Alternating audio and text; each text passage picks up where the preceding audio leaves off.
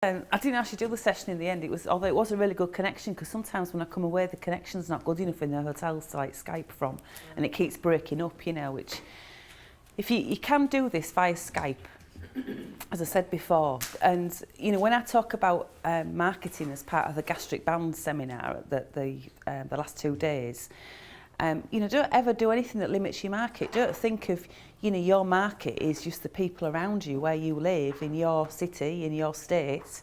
You know, the market is the world. You know, so, you know, think big. You know, there's millions and millions of people out there. So, you know, I teach you how to build a profile so that, you know, you can work with anybody around the world. And it just starts to snowball because, of course, you get results in people, they tell their friends. So this lady this morning in Bali, her husband works in Australia, so he's home 2 weeks on, 2 weeks off, something like that. So she said, oh, can you, my husband's home next week, can you do stopping smoking with him? My next door neighbour wants to see you for stopping smoking. I've got 2 friends who want to do this programme with you. And all of a sudden, you suddenly opened a market for yourself in Bali that you didn't know was there. You know, so, and as I said before, a lot of the time, the stuff that we're doing is we're not really digging around in deep-rooted stuff. We're about forming a new set of habits and helping somebody to think in a slightly different way. And I think we've always got to almost like understand our place and what we're capable and not capable of doing with somebody. And I don't necessarily think with hypnotherapy that we are the best people to deal with people who maybe have got very deep-rooted psychological issues. I think there's other trained professionals out there that have a better knowledge to help those people than we do. But a lot of the time I found with 95% of the people that I work with is that as human beings we like to maybe think that we've got some deep-rooted psychological issue because it's useful to think like that. I behave like this because I've got some deep-rooted psychological issue going on. And it's quite useful to wear that label, isn't it? You know, because it's an excuse for our ongoing behaviour. We all excuse whatever it is we do, we justify it. But a lot of the time it's just about thinking slightly differently and breaking a set of habits. And if we're not dealing with traumas and going backwards and that we're only looking forwards, then it's suitable to do those sessions via Skype. The only thing you have to watch with, so what I do with Skype is I do it the same way as if somebody came to see me in the clinic. I do advocate free half-hour consultations. So I say to somebody, just come along, meet me, we'll just have a chat about it, find out, you know, what you think I might be able to do to help you. I can give you an honest opinion to whether I can or I can't. I can explain all about what hypnosis is, what it isn't, and you can then make an informed choice from there whether you think it's something that you want to do or you don't. I do exactly the same on Skype. And then as far as the sessions go, Skype used to be a little bit dodgy in that the line used to drop out and, you know, it used to be a blooming nuisance, whereas now it's actually quite good. Although there are occasions when your connection's not that great. But you know that before you start doing the session, how good your connection is, because you're always going to have a chat with a person to start with, sort of for 5-10 minutes. And if the line starts dropping in that time, then you can think, okay, I'm going to have to reschedule this because this isn't going to last as long as a hypnosis session that I need to do. But most hypnotherapy sessions, the actual hypnosis is maybe only about 35-40 minutes. They're not, you know, hour and a half sessions. So I schedule an hour for somebody, but we're maybe going to be 5-10 minutes having a chat, and then we're going to do the session. So you know with Skype fairly early on whether that's sustainable, that signal, or not. And as I said yesterday, the worst that can happen is that partway through the session, your line drops, and the person's naturally going to open their eyes. I remember working, this lady I went to work with in Tampa Bay, whenever it was, last week, the week before, I lose track of my times. I'd been doing Skype sessions with her, and her signal wasn't very good where she lived, so that it kept dropping out all the time, so it wasn't really suitable for sessions. But I remember one session, she absolutely frightened me to death with this lady. because I was taking a bit of a high road, low road approach to weight control. You know, what happens if you do absolutely nothing? You know, maybe you get bigger, maybe you'll end up with some horrible disease. Well, I was taking that sort of horrible approach with it to start with.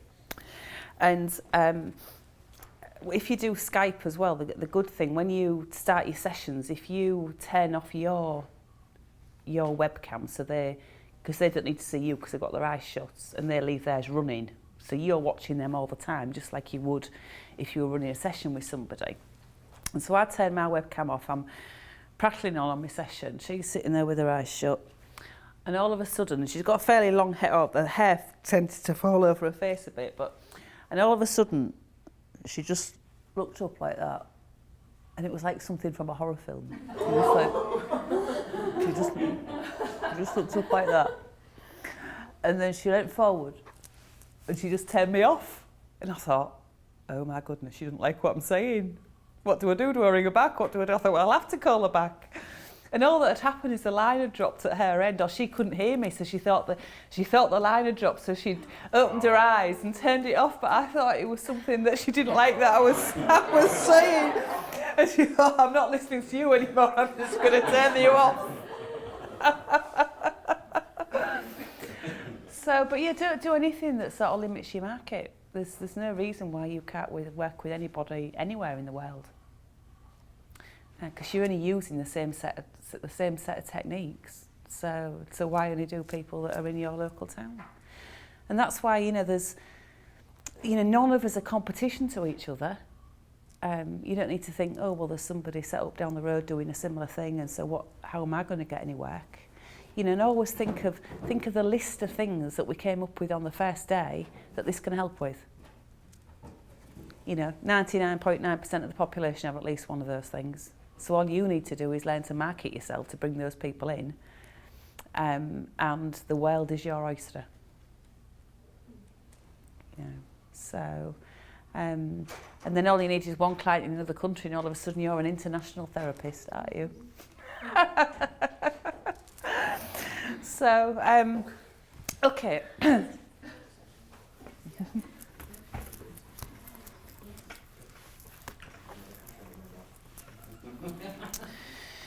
So,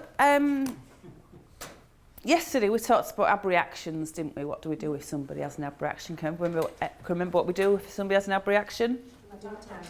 Yeah, don't touch them. Yeah. That's it, let it happen. Make reassuring noises. Yeah. Let it flow. That's right, yeah. Absolutely, just let them bring it on.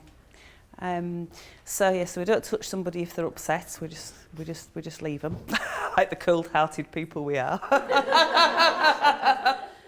just going to let you cry.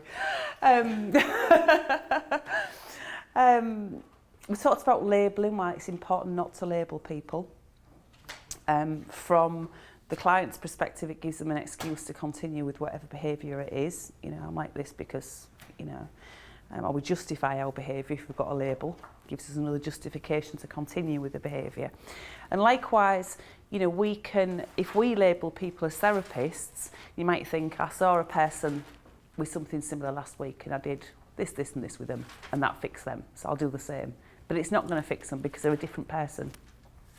So, and what we're doing all the time is jumping out of our world, where the best people in a way to do this type of job, to be hypnotherapists, are like my daughter. A couple of years ago, 18 years old, she would have been the best person to be a therapist, because and that sounds mad because you think, well, she hasn't got that much as much experience of the world as we have, but she also hasn't had all those negative experiences that we all carry around with us. So they're more of a blank canvas, if you like, to be able to then work with somebody else, because they're not. She wouldn't be pulling, I know what I did when I split up with my husband. I did this, and this, and that helped me. Where we mustn't be putting that sort of stuff onto somebody else, using our own experience of the world to fix somebody else. We're going to get them to use their experience of the world to fix themselves. Does that make sense? So we talked about labelling. What else did we talk about? We did the taboo words. Who can remember the words that we're not going to use anymore? Try. Yeah, problem, try. Trust me. Yeah, it's all right. You can trust me. You know, we're putting that doubt. You know, you earn somebody's trust, don't you? And the way you do all of that is by this massive rapport building that we talked about the day before. So, you know, when you meet a client, you know, I ooze rapport building. Almost in a little bit like a salesperson. That's really what we are as for this type of job, for hypnotherapists, lifestyle engineering, whatever you want to call it. You are a salesperson. You're a salesperson to that person's subconscious to get it to buy a better program from you. People are likely to buy things from people that they like and trust. And we're going to earn that trust by pretending that we are just like them and making that person feel as comfortable, at ease, whatever they like, I like. So we put how we feel, you know, because sometimes you can be having a really bad day, can't you? You feel like shit, you know, and you're thinking, oh God, what have I got to say now? So, and you've got to put exactly how you feel about everything to one side, completely. All your prejudices, everything to one side. And you've just for a while got to view the world how that client views it.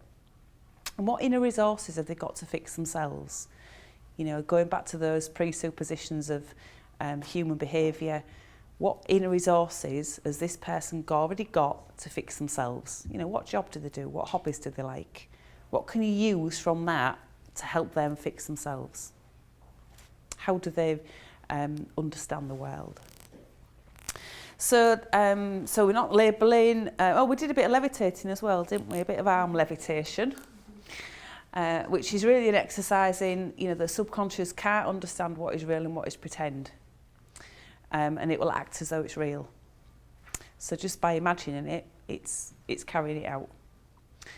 But what we tend to do, what that shows, is that as human beings, we all play a mind movie in our head about different scenarios. So say somebody who has a fear of flying, the mind movie in their head, they will be replaying say they've had a bad flight that's triggered it.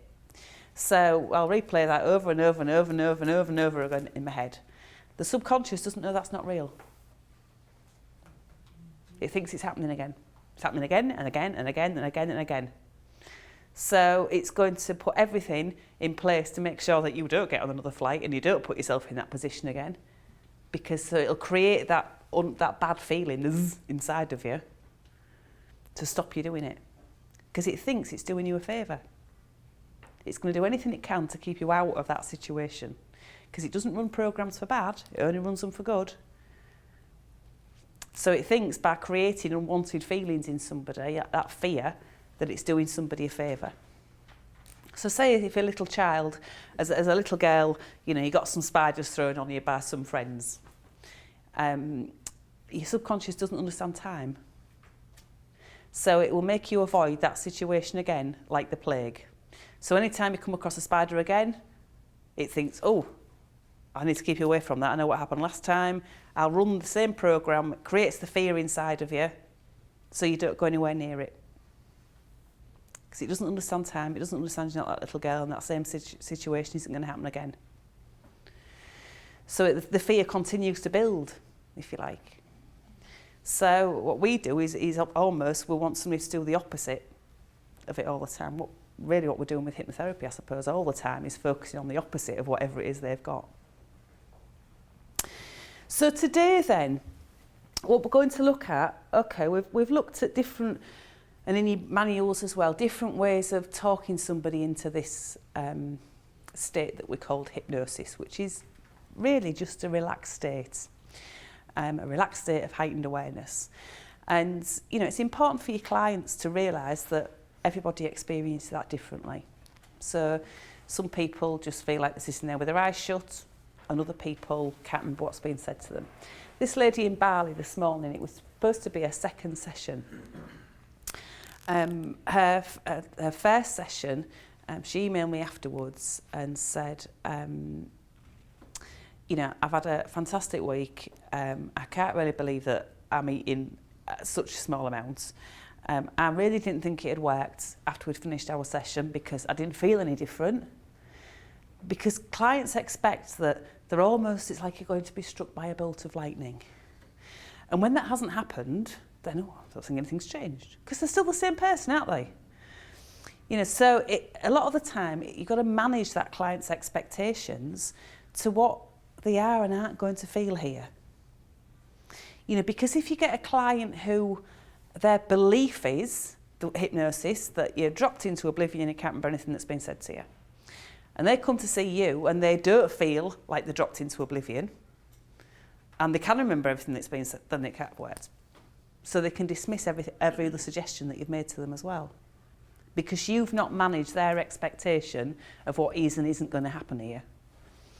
So in your pre-talk, in your half-hour consultation, you know, you've got to go into, okay, what hypnosis is, what it isn't, how they're likely to feel. You know, that everybody can be hypnotised. And a phrase I always use with a client on a first session is, all I need you to feel today is that you're sitting here with your eyes shut in order to make this work. Because every client you see will feel like sitting there with their eyes shut. So you've met that expectation, haven't you?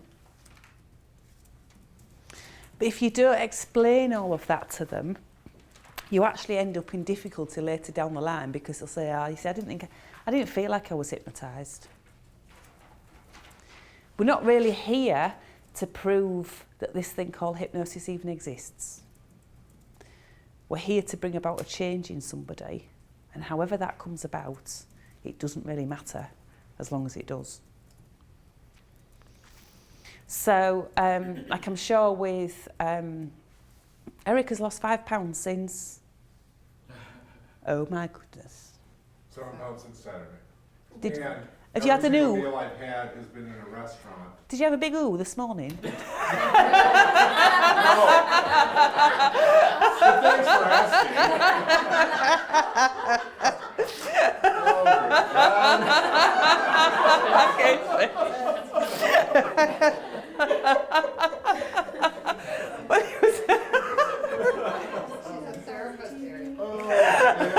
Don, did you get that? We're going to have the Eric highlight reel. Yeah, You 7. are so much family.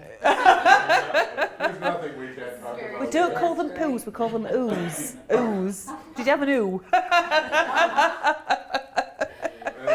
I've never heard it referred to that way, but I knew exactly what you were talking about. Spell it for us.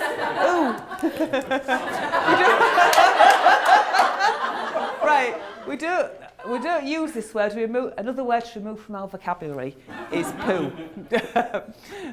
So we remove that, and it's an ooh.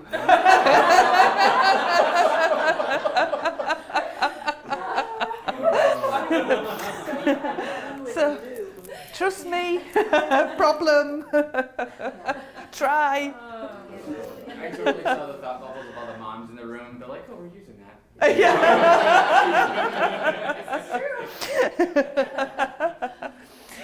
And depending on how it is, you go,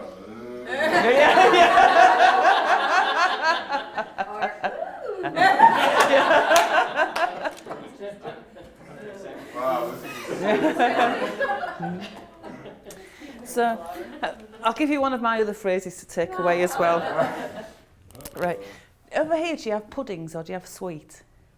Yes. Puddings, okay. Right, okay. So, okay. So it's really like a pudding. So we remove the poo and we have dings. Are we going to have a ding? Very different context.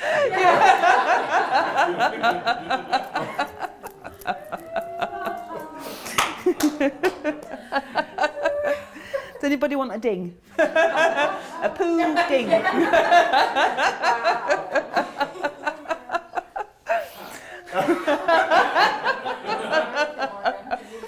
I'm feeling much better today. So going back to Eric and his big oo. You know? Why? Yeah. So you've lost 7 7 pounds pounds since. Saturday, just before lunch. Yay. And is that typical?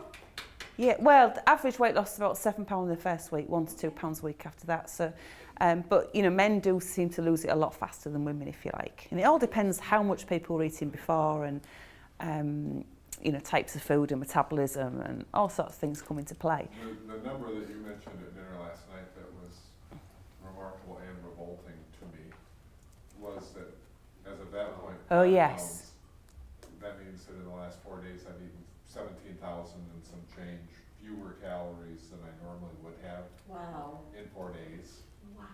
And I'm like, that's just disgusting. Wow. And I never had thought about that context at all. Yeah, a pound in weight tends to equal about 3,500 calories. So if Eric's up until yesterday it was £5. If Eric had lost £5, that's 17,500 calories less he has to have eaten in order to have brought that about. But if you were to put 17,500 calories of food on that table at the back, and it's sometimes, if you like, it's not just about what happens in the chair with somebody. It's all the things that you say beforehand in your pre-talk, or even off-the-cuff comments like that drop into somebody's head, like they have with you, that sort of hit home and it changes somebody's thinking. You know, somebody said to me, I'm a bit of a red wine drinker, given half the chance. And somebody said to me, a glass of red wine is the equivalent of a cheeseburger, of eating a cheeseburger. So say if my partner decides that he wants Chinese takeaway for dinner, and I'll get a Chinese takeaway, he'll say, do you want a cheeseburger with that? You know, cause you know, and then it makes it pretty gross, doesn't it? Then I think, nah, I don't. Yeah. So, and it's just to say it can be just simple phrase like that, but what we're doing is attempting to change how somebody thinks about something. We're altering somebody's perception to something, and if we alter the perception, the thing goes away. You know, so the lady yesterday, where's he gone? Cheryl. Oh. I couldn't see. I was thinking, where's he gone? You know, I did a little bit on the pain in the neck, wasn't it? Yes. Yeah, just a little one with bit with a pain on the neck. I didn't talk about the pain in the neck. I talked about these unwanted sensations, and I got her to give it a colour, shape, size, and start altering the colour, altering the shape, altering the size of it, and it reduced the level of pain. Now, all that I've done is I've got her perception to what that looked like. What does this pain actually, these unwanted feelings actually look like? You know, what colour is it? What shape is it? What size is it? I got her perception of that. And then we started altering that slightly, that perception. And by altering the perception of it, it alters the feeling. Does that make sense? But going back to Eric then, you know, when we did the session on Saturday, which was in front of a group of people, so, you know, the person's not going to be as relaxed as they would be in your office if they're sitting in front of a whole group of people. You didn't feel like you were struck by a bolt of lightning, did you? You didn't feel like you were dropped into oblivion, knew where you were all the time, you know. And on a first session, people will only go into a fairly light state of relaxation with you as well, because there's a little bit of them that will always protect them. So there's a little bit, you know, say if you've got a client who's never experienced hypnosis before, they're coming here with a perception that they're going to be dropped into oblivion, they're not going to be able to remember anything. And so on a first session, no matter how much you explain that, you know, they'll know where they are all the time, because it's a new experience and they're still not really sure what to expect, they're only going to go into a fairly light state of relaxation, because there's this little bit of them that's going to think, hey, I'm going to listen to what you've got to say to me about this. So on subsequent sessions, when they know what to expect, they tend to relax a bit more. But really, you only need somebody into a fairly light state of relaxation to do the work anyway. You know, and it's building in a client expectation and belief. And that also is not just building expectation and belief in that client, but it's also in yourself. You know, if you expect somebody to go into hypnosis, they will. If you think, oh, I'm not quite sure if I can do this or not, you know, then they won't. Because they will pick up on that. So it's about your own expectation of yourself and your own belief in a process as well. You know, if you have a doubt in yourself whether this is going to work or not, then you're absolutely right, it won't.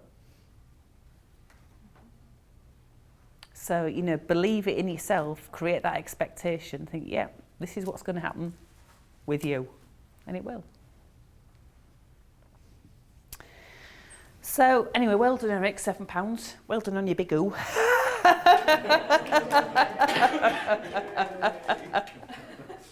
And I would say that I'm still at the point where I'm probably eating more than ideally I would, because of I get to a place and I go, really? Already? Like last night, I had that cup of stew, and that, in real life, that would have been plenty, but it was like, when I was ordering, I thought, well, yeah, a cup of soup, that's not gonna get it. So I ordered the lettuce wraps. I ate one of the lettuce wraps, but in hindsight, I could have very easily gone without the lettuce wrap and just had the stew and been perfectly satisfied. So it's getting, once again, just like the whole process of doing the hypnosis, getting out of my way and trusting that the information I'm getting is accurate. And that's that is, in the past, that's been a bit of a process for me. Less so now, less so going forward. For what that's worth. Yeah, yeah. Okay, so now we've sort of done a bit about how to talk this person into this relaxed state.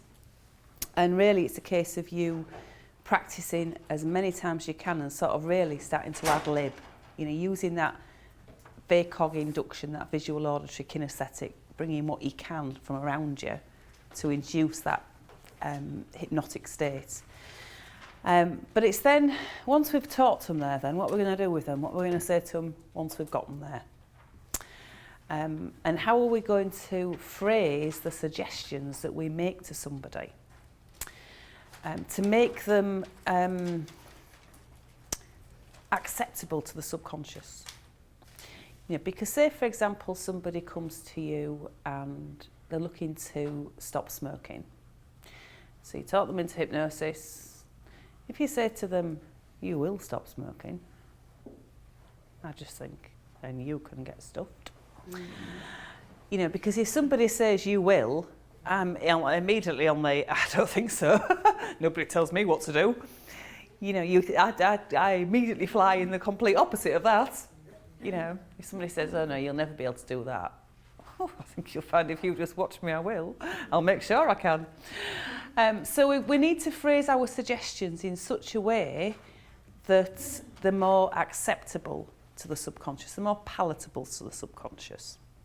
And any suggestions that we put to a client, we only phrase in a very positive way. There are negative things that we do within therapy to bring about a change, but generally speaking, suggestions that you make are framed in a positive way. So we're going to make them positive.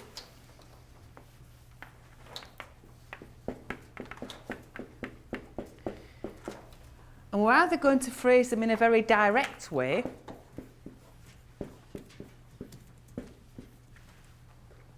or an indirect way.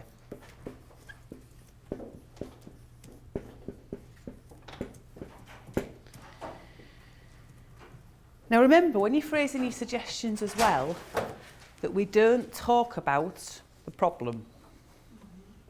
We're not going to talk about the anxiety or the pain or the smoking or the nail biting. We're not going to mention the problem at all. We're going to go on a complete opposite tact. And that's the easiest way to remember it, really.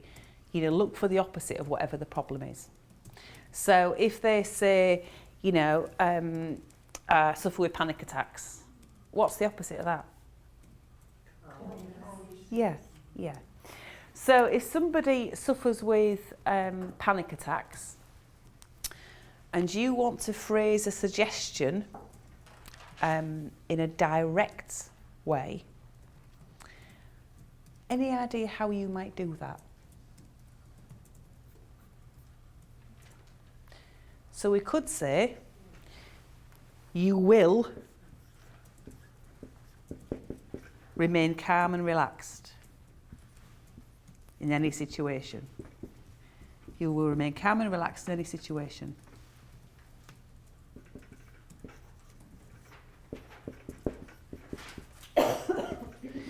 So we phrased it in a positive way. You will remain calm and relaxed in any situation. We've not talked about the problem, and we've framed it in a positive light. That's a direct suggestion, a direct command, if you like. You know, what we're really doing is giving people commands to follow. You know, as a hypnotist, you are about influencing people in whatever way you can to get them to behave in a certain way. So where, you know, sometimes you might want to phrase those suggestions in a more commanding way, a more direct way. You will remain calm and relaxed in any situation. Some people won't respond to direct suggestions. They won't like that. Again, it depends on people's life experiences, the type of jobs that they have.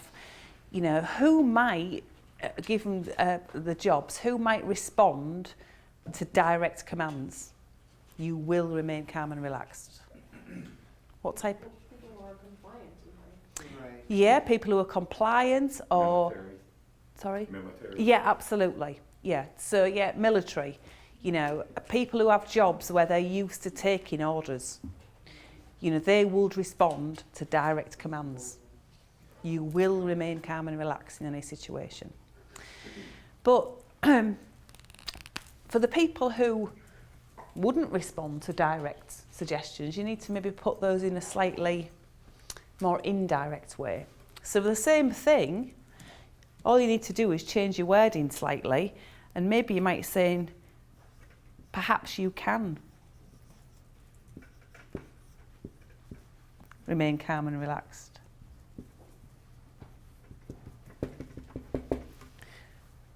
Perhaps you can remain calm and relaxed in any situation. It's the same thing, but in a more subtle way, I suppose, a more indirect way. And a lot of the time with your therapy sessions, you know, you might do a combination of the two. You might do some direct, some indirect. But it's really about how that person views the world, you know, what type of job that they have, how they're likely to respond to, and the way you're going to phrase the suggestions that you make to them. Now, but we're going to phrase them all in a positive way, and we're going to do the opposite of whatever the problem is.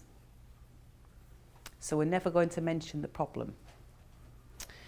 But say sometimes you have to, so say like smoking, you're going to have to mention the word smoking. But you might say, perhaps you can return to being a non-smoker. Or you will return to being a non-smoker. So is that like if they, for example, if they have anxiety when in a specific situation, you can talk about the specific situation, but not the fact that it makes them anxious? Yes. Yeah. Yeah. Yeah, So- because sometimes you would use techniques like that whereby if there are specific situations, you might in hypnosis get them mentally rehearsing going into that situation. You know, so say for example somebody who had a fear of flying, one of the things that I do is talk them into hypnosis and actually talk them through a flight, get them to imagine going on a flight, but using a lot of suggestions along the way. And we're going to talk more about all the different types of suggestions that there are that you would build into that session. But one of the things that, I would talk about the flight, you know, and, you know, see yourself arriving at the airport as you go through security or relax 100 times deeper than you are now. And because by taking them through the flight and them remaining calm and relaxed, because they're in hypnosis, of course, they are in a calm and relaxed state, the subconscious doesn't know that that's not real. So it's, yeah, check in, yeah, all right, yeah, absolutely. Yeah. As the plane taxis down the runway, you'll find yourself relaxing 100 times deeper than you are now. So when we don't label them as a smoker, because that gives them the excuse to continue it. smoke. But the reverse of that is, can we label them a non-smoker? Yes, Okay, so there is power in doing that? yes, yeah. Okay. Yeah, but it's like, say for example, if somebody's got pain, we won't talk about pain and we can talk about unwanted sensations. Talk about sensations. Somebody who is a nail biter, we're not going to talk about nail biting, but it's all right to talk about nails, because nails aren't the problem, are they? The biting is. So in your manuals of your notes today, on page...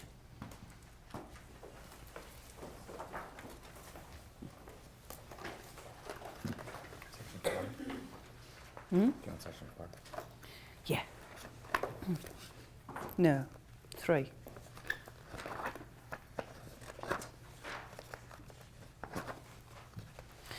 Page 4 and running to page 6, there's some phrases there's 2 exercises, exercise 1 and exercise 2. 1 is to phrase those statements in a direct positive way, and if you turn over the page it's phrasing those same statements in an indirect positive way. So I just want you to just work with the person that's next to you, that's sitting next to you, and I want you to rephrase all of those in either a direct way or an indirect way. So page 4 is phrasing, I've done the first one for you. Instead of you will stop smoking, you will return to being a non-smoker. Just go through the rest of them, just so I know that you've got the hang of them. And then as you flick over the page, there's the similar ones, but to be phrased in an indirect, positive way. But if you just work with the person next to you.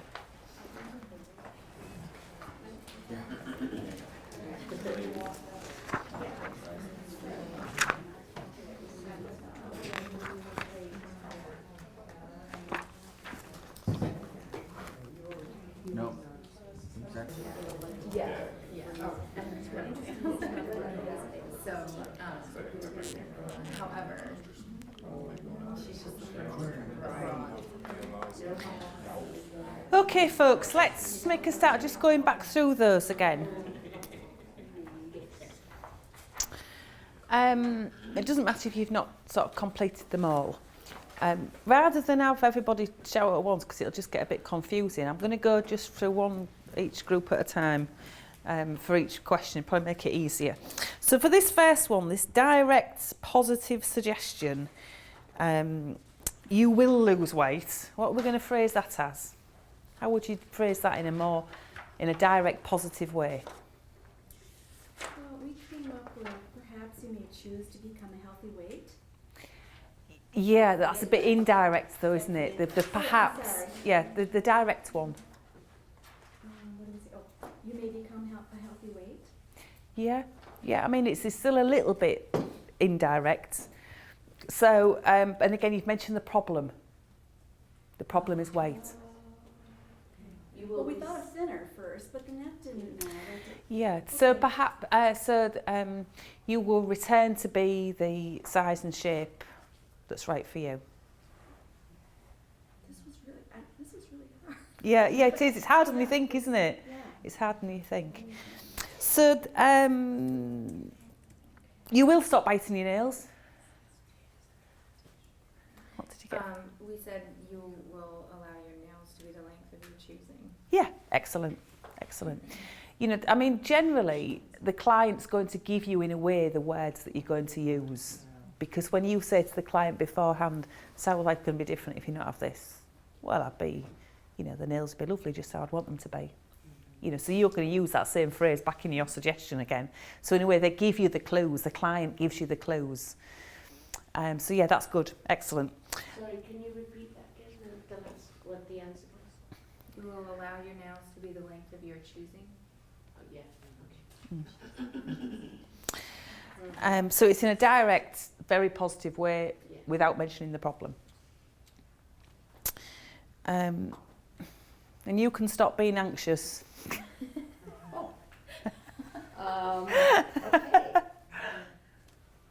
We already did that one now. No, we didn't. You will remain calm and relaxed in any situation. Yeah. Some of these are very similar. You no longer have panic attacks.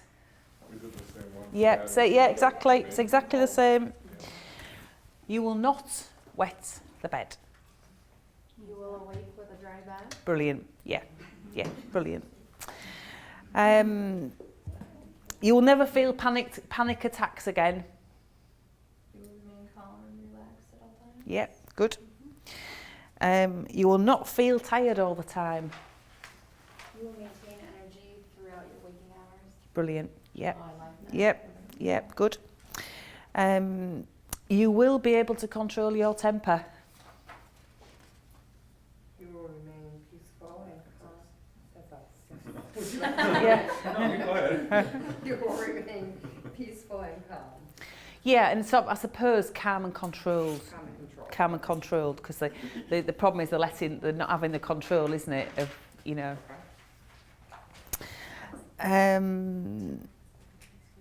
You will stop waking up during the night.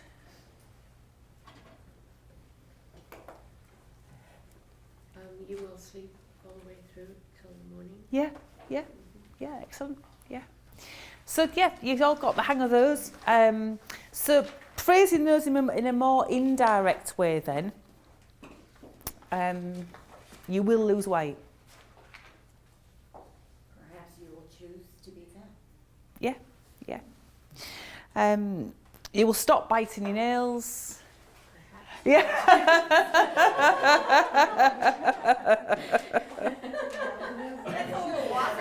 You can stop being depressed. Perhaps.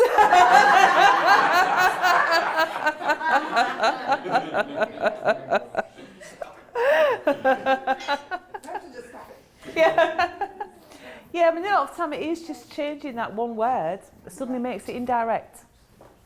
Question. We debated perhaps, or could you, but we thought, for us, could you leaves room for doubt that they could? Yeah, And so Yeah.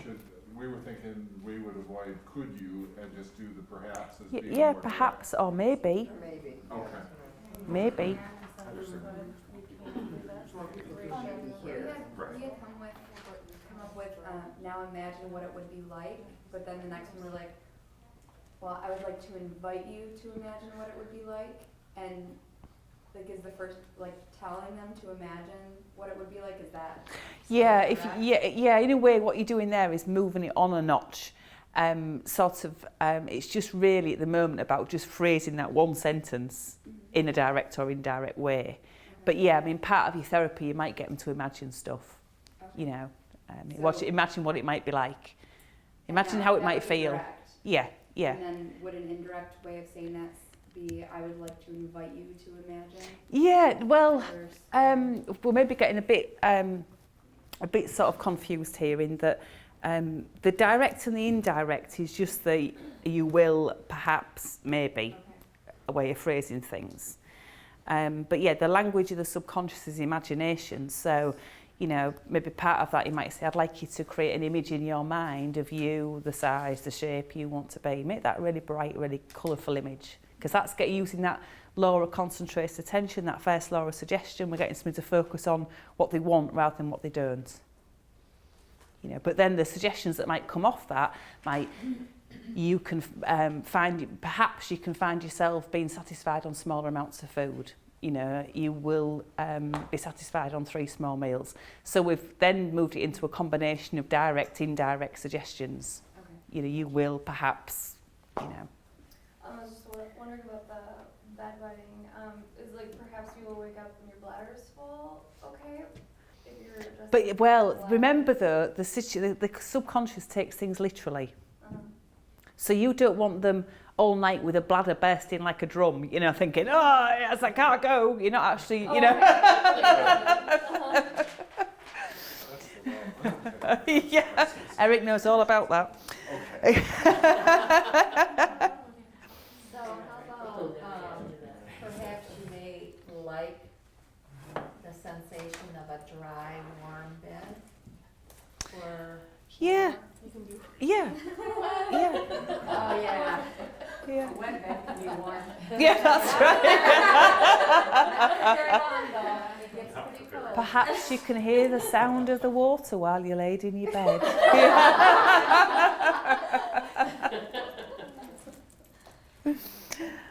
Question about that one. I have yet to have a bedwetting client. Well, you know what, never mind. Never mind. Okay. We wouldn't hear it. Well, yeah, but the thing is that we never want to mention the problem anyway. No. So here I am still looking for the root cause of why they're bedwetting, and I don't need to do that. No. No, we don't need to look at the root cause of it. Right, well, and I put something in there about signals, but we don't need that because that's not. Yeah, I mean, sometimes we will look at root cause. If, you know, what I'm giving you here is almost like the first tools in your toolbox of just pure suggestion therapy. Nothing else, just pure suggestions. And with any therapy session and any client you see, it's the easiest way to approach it is by keeping it simple. So go on the simple tack to start with. If simple doesn't work, then there's going to be more tools in your toolbox that you can drag out. But to go, you know, you don't immediately need to go to root cause or something. You know, you can do it by using suggestion because, and the only time, if we're going to look at root cause, then it's thinking about that positive intent. What's the person getting out of doing this? You know, what reason have they got for hanging on to that behaviour? What are they getting from doing it? You know, because remember, underlying all behaviour is positive intent. So what is the positive intent? And then maybe if you know what the positive intent is, then you can frame that in a slightly different way so that they're doing a different set of behaviour but getting the same feeling from it. But a more beneficial behaviour. How do we determine the positive intent? Sometimes, you know, it's guesswork of what that might be. You know, because it's not a conscious thing with them. You know, they're not consciously thinking, I'm going to behave like this. Because they don't know what they're getting. But say, for example, somebody who... So I guess somebody... do we have are the steps we can take to discover the positive intent? Yeah. You could, if you regress somebody back to that incident and get them to acknowledge the feelings that they're getting from it, then maybe you would uncover the positive intent of it. But say, for example, somebody who is comfort eating. Comfort eating. So the first time they did that, there might have been a good reason for it. Maybe the cat died or something, and they had some ice cream at the time, and it made them feel a bit better. So this isn't like a conscious thing. This is all unconsciously, if you like. So the subconscious, faced with a similar situation, not necessarily the cat dying, but feeling a bit bad. Okay, so last time when you ate some ice cream, it made you feel a bit better. So I'll get you to eat some ice cream again. So all of a sudden the eating has been linked with feeling better. There's been an association formed with eating is making me feel better. But maybe that's not a very beneficial behaviour, because maybe this person, you know, wants to lose weight and the subconscious keeps rolling this program about, well, eat this and it makes you feel better, eat this and it makes you feel better. So, but what would really make that person feel good? You know, is there other things in their life that they can do at that same time that when they would have reached for the food that will really make them feel better? Maybe that's like phoning a friend or getting a long bath, or, you know. So you form an association with something else that's going to create the same feeling, but with a more beneficial outcome. Okay. And those things that you would try to redirect, whatever makes them comfortable to, are those things that you would get from them, or like in Yeah. I mean, it's a mix. Maybe it's the bath, maybe it's the. Yeah, exactly. Absolutely. Yeah, absolutely. So they've got to come up with their own. The client's got to come up with their own. You're going to make suggestions maybe of how that might be, but I wonder how, you know, how that might be. You know, maybe you could do this, maybe you could do that. I don't know, but you do. Or would they So I use that phrase a lot. I don't know, but you do. Or would they tell you some of those things beforehand in the interview Yes. process? Yeah. Of what other things make Exactly. you feel good, and then you would implement that? Exactly. Yeah, most of the time they're going to give you all the clues you need in that pre-talk. You know, all the words that they choose, what they want to achieve, and a lot of the time you're going to feed that whole lot back into them. Are you all right with those suggestions, the direct way, the indirect way of phrasing them? And when you're looking through, looking at scripts, I haven't got it here on my Dropbox to send you out now, but as soon as I get back, I'm going to email you all a set of 250 scripts that cover from teeth grinding to fear of flying to all sorts of things. Now, I would never say to you know, read a script to a client and it'll fix them, but it gives you scripts give you ideas. You've got to have something to start on, like you've got to be on the starting blocks with an idea, haven't you? And then you can tailor it to the clients and how they sort of see the world. But scripts are useful as a starting point for you. So I'll email those over to you when I get back home on Monday, so that you know you've sort of got them at your disposal, and also you can alter them as well. So you could, they're like in like Word format, so you could alter them to suit yourself, you know. Because of course some of the phrases in scripts that I use are probably very English phrases that don't mean anything, you know. But then that confuses me in a little bit, and maybe I'm overthinking this, because you really don't know what the root cause of the person's issue is until they get in your office. So let's say, they want to say, I want to come to you because I want to, let's just pick flying. But you really find out that it's not about flying, it's about some other fears associated with it. Yes. So how can you have a script prepared? Exactly, you can't. Confuses You me a can't. little bit. Exactly. You Like their pre-talk, isn't it? yeah, the good thing as But well. the pre-talk comes right before while they're in your office. right? No, Like but your consultation. But yeah, the best way, when you're starting up, the best way, until you sort of feel very comfortable with the tools and techniques you've got in your head, if you like, it does, you know, it will require some cognitive thought process for you. Every client you see, it will be the first time you've seen somebody for fear of flying, it'll be the first time you've seen somebody for stopping smoking, it'll be the first time you've seen somebody with anxiety. So everyone's going to be completely new. So, you know, after these next few days, you really are going to be dropping yourself out your comfort zone then, because, you know, if a client rings you up and says, can you help with my panic attacks? Are you going to say, yeah, you're the first person I've seen with panic attacks? It's like the surgeons saying, oh, yeah, so the first appendix I've taken out.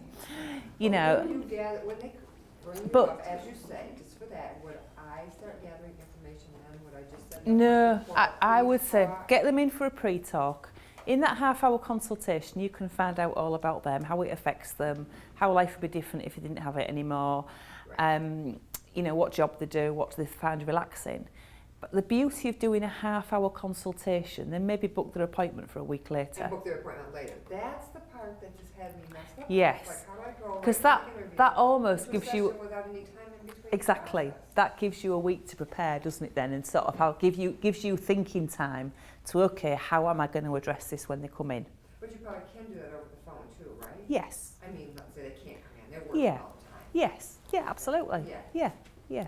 Okay, So I just need when you get clarity. comfortable with it, and I say you've got these sort of different tools and techniques in your head that you can then mix and match to suit a client, then you get to the point where it doesn't matter what anybody walks through that door and says to me, because I could just say, right, Right, sit down, that's close your right, eyes, sure. here we go. You know, I would be able to come out with stuff. Yeah. But in the early stages, the beauty of a half-hour consultation is it gives you that thinking time. You don't actually have to come up with anything there and then. You can make all the right noises to the client. Yeah, oh yeah, of course, you know. And what anybody says to me about any issue that they've got, the first thing I always say is, yeah, that's horribly normal. You know, so the client doesn't think, yeah, there's something up with me. So, you know, it's about you coming across as super confident with the person. Inside, you might think, I have no idea what I'm going to do with you, but by next week I will have. So it gives you that sort of thinking time, really. Right, okay, that makes more sense to me. than Yeah. All this pre-talk and There's a lot to think about. There's a Yeah. lot to remember to start with at first. but until you sort of get used to it, and then it's just like water off a duck's back. Sure. Okay. Will you be giving us a format for an intake form so we know Yes. to ask all the right questions? Yeah. So I think if we take 10 minutes now, have a brew or a ding. None of that, any dings. Oh no. Are you gonna get into the A brew, a new or a ding. All day. If we've got a knife, got those things to cut up, I'll put them on. Don yesterday, very kindly. Photos. Oh yeah. Don yesterday very kindly brought me some enormous donuts in. Has anybody ever seen a donut of that size before? So I immediately said, what am I supposed to do? Like hang them on the end?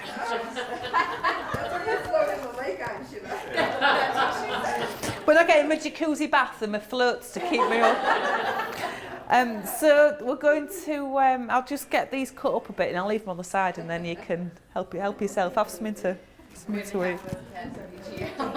Sorry? Half of us have had the virtual guest here. Oh, right, okay. I'm not sure that. You'll be able to tell which ones have not. Oh, dear. On different types of suggestions and how we can put those to a client. Again, there's quite a bit of reading in your manuals about suggestions. So another type of Sorry, quick question.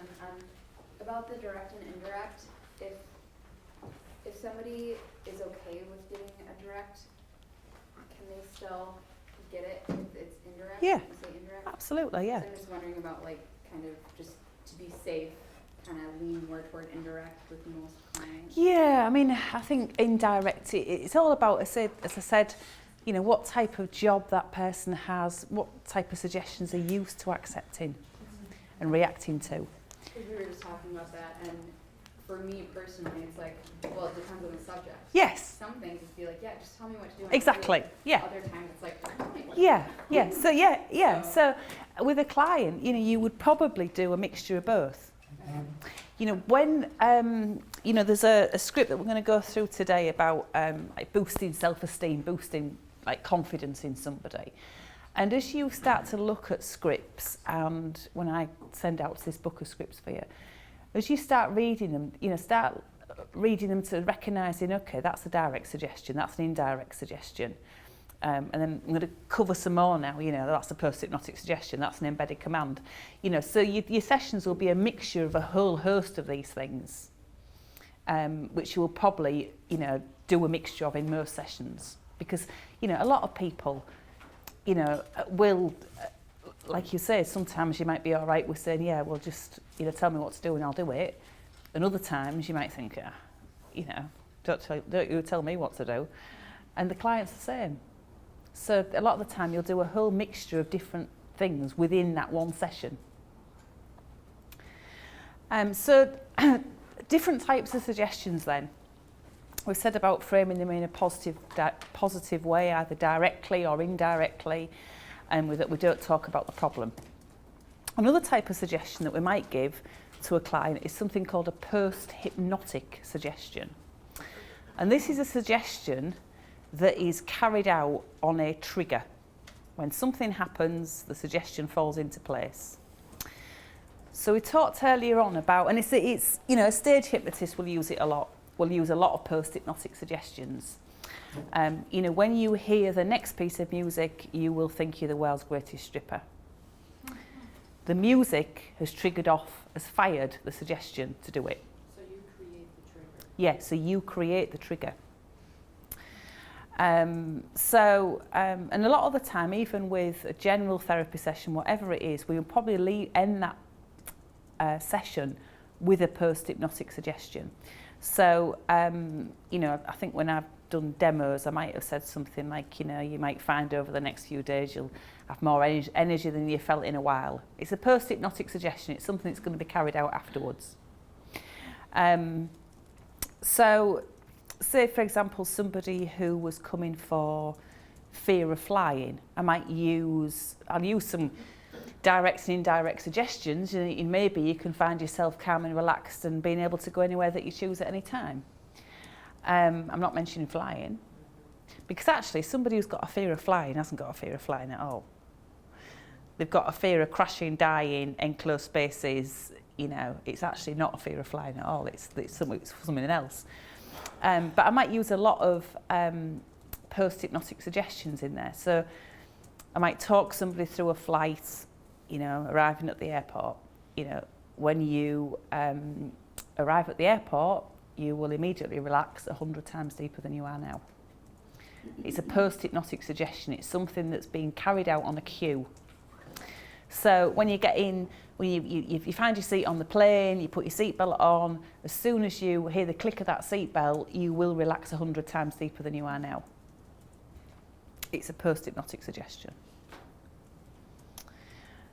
It's something they say that's going to be carried out on a cue. I remember doing, you know, anybody here go to BNI? Dave, yeah, okay. So the BNI people then, BNI, Business Networking International. So with BNI then, sometimes you get the opportunity to give a 10-minute talk to the group. And when I did BNI, you know, when I do a presentation to people who don't know anything about hypnosis, people want to see it, don't they? Let's see what you can do then. So I thought, for this, I've only recently joined this networking group. I've been given the opportunity to do these 10-minute presentation, and I thought, they want to see it. They want to see something. So I thought, right, drop yourself out your comfort zone then, practice what you preach. And there was a guy there who was an electrician in the group. And I'd said to him the week before that I was due to give this presentation, will you be a demo for me? Can I use you as a subject in my 10-minute presentation? And he said, yeah. He said, do I need to come to your house for you to practice doing it beforehand? I'm like, no. So anyway, he had a problem with confidence at sort of selling his service, really. So talked him into hypnosis very quickly, did a little bit about his confidence and making positive suggestions about that. And then right in the middle of that, I slipped. You know, you might find when you open your eyes today that you'll have this horrendous itch on your head, almost like you've got nits, you know, this awful itch on your head. Anyway, then I went immediately back to the confidence, so I've almost created amnesia to those suggestions about the itch on his head. I went immediately back onto selling confidence and how good it would be, and the next time you pick up the phone and you ring somebody up, you know, you'll sort of ooze confidence, you'll feel, you know what you're talking about, you are the experts. So went back onto that. Anyway, 5, 4, 3, 2, 1, wakey wakey. I said, oh yeah, that was real good, that, yeah. Anyway, and he's like, so, and he was answering questions. Yeah, I felt really relaxed, and he had no knowledge about why he was scratching his head. But I'd implanted a post-hypnotic suggestion. You know, when you open your eyes, you know, you'll get this urge to scratch your head. And he didn't even know he was doing it, because I'd almost created amnesia to it by going back to selling the confidence issue. How long did that last? You have to, so we post hypnotic suggestions, and if you do something amusing or something like that, you know, it's only fair that you remove that post hypnotic suggestion. You know, because it's like a stage hypnotist. If you've got somebody, you'll think you're the world's greatest stripper every time you hear this piece of music. Okay, so the next time they're in the supermarket and the supermarket plays that piece of music, you know, then there they are off, you know. So yeah, so it's only fair, you know, you've got to remove the jerky ones, if you like. So, you know, you'd sort of talk them back into hypnosis, and, you know, the only suggestions that you'll be accepting now are the ones that are beneficial to you and something like that, and remove the naughty ones, you know. So, but again, you know, when I said on that very first day, if you want to get something from your partner, you know, the best time to ask for it is just as they're going to sleep on the night time, because they're going into that hypnotic state then. And again, that is a post-hypnotic suggestion. You know, it'd be really nice in the morning if you make me a cup of tea. So you're saying in the morning. It's still after the event. It's something that's going to be carried out afterwards. You know, when you open your eyes in the morning, it'd be really nice if there was a cup of tea waiting for me. The person up in the cup of tea won't have known they've done it. Oh, the control. But remember, people will only accept suggestions that they want to. You know, you can't make somebody do something that they don't want to do. You know, fortunately, the guy who was the electrician, he was a bit of a life and soul of the party, a bit of a joker anyway, so it wasn't a problem for him to accept a suggestion like that. You know, if it was somebody who would have felt, you know, a complete twerp by carrying out that, then they just would have rejected that part of it. Doesn't mean they're going to reject the rest of what you've said to them, but they would have rejected that part of it. That seems kind of manipulative. Yes.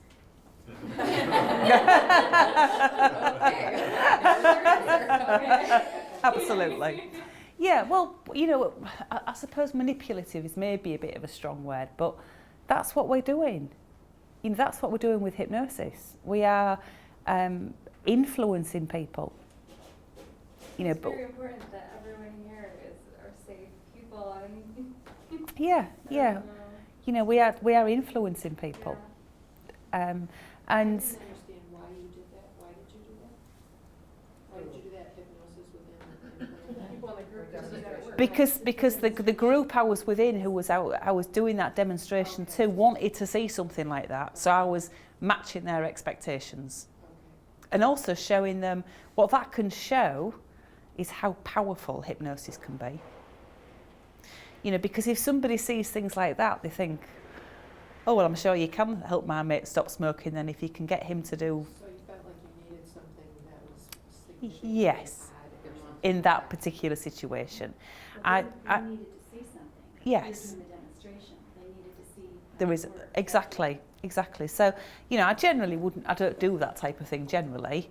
It only was in that time and that place it was right to do it. And it certainly wasn't doing anybody any harm. So you don't do that with all your clients? No.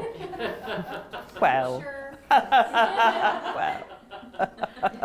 She does worse things. Yeah.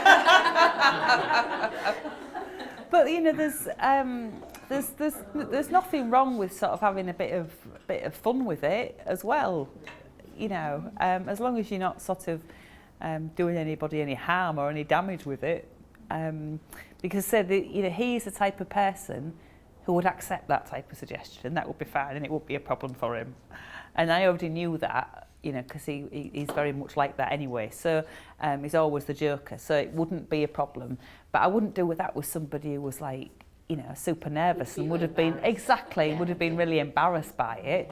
But that type of person would have rejected the suggestion anyway.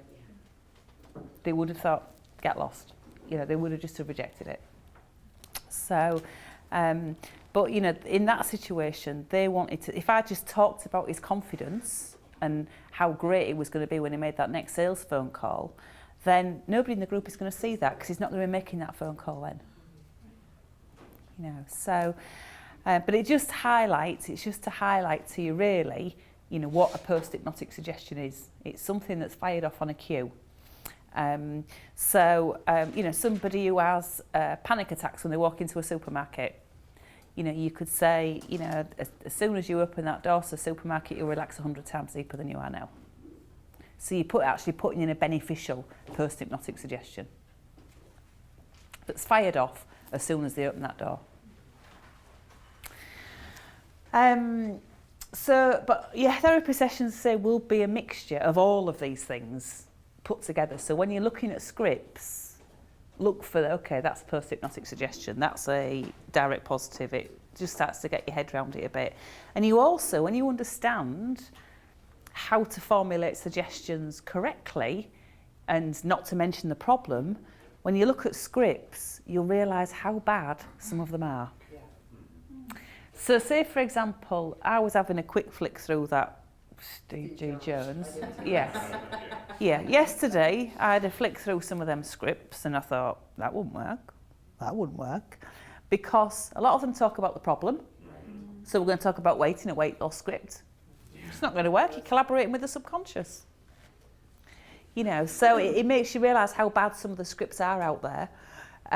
But, you know, they're good for cherry picking ideas, and it puts you on the starting blocks when you've got a new client that you see and you're thinking, I've not seen anybody for this before, I have no idea what to do. Well, you're teaching us a different way. I mean, I didn't realize, I mean, to me, hypnosis therapy is what it is, but you're actually teaching us a different way than what most of them teach. Yes, yes, Okay. yeah, yeah. I think it's more truly being a therapist Yeah. Really? Yeah. instead of, you know, being an Autobot. I mean, I hear some like horror stories, you know, certainly from clients where they've been to see like another hypnotherapist, and the hypnotherapist sat there and read a script to them. Well, you know, they could have downloaded a recording off the internet and listened to that, couldn't they? And it would have been the same benefit to them. You know, this is why I don't, you know, I don't sell a whole load of recordings on the internet, because, and I'm not, if you like, this isn't me blowing my own trumpet, I have got a good reputation for getting results. And I don't want to tarnish that reputation. Now, I know if I sell a whole load of products on the internet, that in a lot of cases they won't impact on somebody, because it's not tailored therapy, it's not tailored to them as an individual. So I don't want somebody listening to one of my recordings and thinking that's not doing me any good, and then dismissing hypnosis. You know, now the law of averages says it will work for some people, and that some people might get some benefit from it. And certainly things like, say, for example, helping somebody go to sleep, then yeah, you could probably give somebody a standardised thing and it would help them. But when it's about specific issues or changing behaviours, it has to be about the client. Otherwise, they're very rarely going to get a result from it. You know. So then a recording, so my intent with a client would be, maybe if they want a recording, I would do that for them, but not one that would be for everyone. Not a generalised. Okay. I mean, you can make, on the gastric band element of it, we talk about making recordings and, you know, when to give those to people and when not to give them to people, really. And what you can give that's generalised, and maybe if you consider personalised ones, or but we talk about that more on that element of the course, you know. I really like the way you dealt with the ab reaction, because Steve G. Jones says to wake them up and send them on their way and refer them to someone else. And you really said let them work it out, because once that's out and you close it down, it's never going to come back out again. No. Very unlikely to really work at it. Yeah. I really like the way you presented that one. And I can deal with that. Yeah. If someone came in and had that, after listening to you, I really think I would be comfortable to let them just let it come out. Yeah. And I would feel good about it. Yeah, if you wake them up, they're never going to let that come out again. You know, and I think, you know, I actually feel rather special when somebody's done that to me, if you like. Although, don't get me wrong, I'm the world's worst for crying with my clients. You know, they make me cry. You know, they cry, I cry. You know, because if you're really working from here, if you're working from your heart, you're feeling what they're feeling. You know, so like sometimes by the end of the day I can come home and I'm like an emotional wreck. You know? Because, you know, you've taken on all their feelings as well and their emotions and how they're feeling. And it has to come from here. You know, you have to be working from the heart. And if somebody's chosen you to dump that lot on, to get rid of that lot, then that makes you, I think you're really honoured and really special that they thought that you're the one that can help them do that and let them let go of that. Whereas if you're, no, don't be starting that here, you've only paid for weight control, not dealing with any of that shit. You know, refer them to somebody else. They're never going to bring that back out again. Because look at the response that they got when it happened before. From the pre-talk, when you first see a client, you will get a feel at that point whether is this too deep-rooted and have they got issues that maybe hypnotherapy isn't the answer for, that really they need to see another specialist about. In which case, I'd refer them on at that point. I wouldn't be even taking them on as a client. So, you know, I think it's about, I need to flick through his stuff, but yeah, he talks about referring clients on and really knowing what hypnotherapy and hypnotherapy can and can't help with, and almost like knowing your place and what your skill set is. You know, and he's right there, I think we do. You know, I mean, I give talks where, like I've been to Australia quite a few times for the Australian Hypnotherapy Association, and they do seminars where there's maybe 50 therapists on each seminar. And I'll always get somebody saying, certainly about the gastric band stuff, does this programme deal with deep-rooted issues around food? The person who was asking me this question was a hairdresser 10 months ago. You know, we haven't suddenly become, like, you know, knowing everything there is to know about the human mind and being able to deal with everything. We just haven't, you know. There's other more qualified and better trained professionals who that's their job to deal with that side of things. So it's recognising, you know, how far you can and can't go with it, because, you know, when you, I mean, I will always have a go with somebody, because 9 times out of 10 the worst that can happen is nothing will happen. The best thing that can happen is you perform a miracle. But you know, if somebody's got mental health problems, whatever, hypnotherapy is not the answer. You know, they need to go to see somebody else first. Then maybe when that professional's gotten so far, then yeah, hypnotherapy can help build them up even more. Bipolar? It depends where they are in that cycle. If, you know, they're on a manic phase, then no, not hypnotherapy, because, you know, we're heightening people's senses. So if they're on a level playing field at that time, then yeah, maybe. But in cases like that, you know, any doubts, ask them to go to their doctor and ask the doctor. The doctor's seen them lots of times. They can give you a better opinion than we can form in the half-hour time frame that we see them on a consultation. But 95%, and I tend to find anyway that you attract the right clients for you. You attract the right people around you. And you don't tend to get those sort of clients coming to you anyway. It does tend to be more about people who are forming habits tend to come to you. I always, you know, and even if you're sort of looking at your therapy room as well, I don't do anything with that will potentially limit my market. I just want to be seen to be a professional, just like somebody in the medical profession, basically. Not that I'm pretending to be anything I'm not, but my room, you know, I don't have candles, dream catchers, anything like that, because, you know, whatever I believe in and whatever I like isn't not necessarily what my client likes.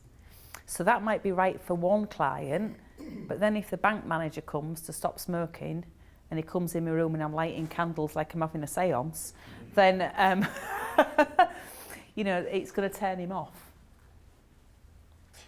really. So it's, you know, you've got to be careful about what, because again, there's all everything around you in your room, it's all more of it suggestions, isn't it?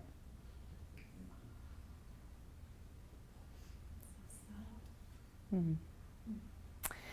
You know, when in my therapy room, I have my desk where somebody comes in, I sit at my desk, they sit there, and we do our half-hour consultation or our chat about how they've been getting on.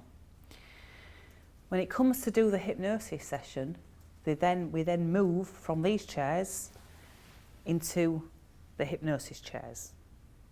So the signs are that, all right, this is where I'm hypnotised. So it's all a psychological game, really. Are the chairs special? Or? I just have I sit in almost a normal chair, but they've got like, it's a recliner, but it only goes so far back. It doesn't go right back. It just puts the feet up, basically. A leather recliner, a big soft leather recliner that I sit in. Yeah. One word of warning, if you are going to see a lot of people for weight, get chairs that are completely flat on the bottom. Don't want these ones that are like almost on a stand, you know, where they all go into a central point, the bits. Because otherwise what happens is it breaks at a most inappropriate time. I had one gentleman who came and sat in the chair and went and he bust the chair. So I'm like, oh no, it's not you. No, the chair was already broken, don't worry about it. So now I've got a completely flat-based chair. So yeah, post-hypnotic suggestions. The other type of suggestion is something called an embedded command. Now, an embedded command is something that it's like jamming your therapy in the middle of a whole load of other waffle.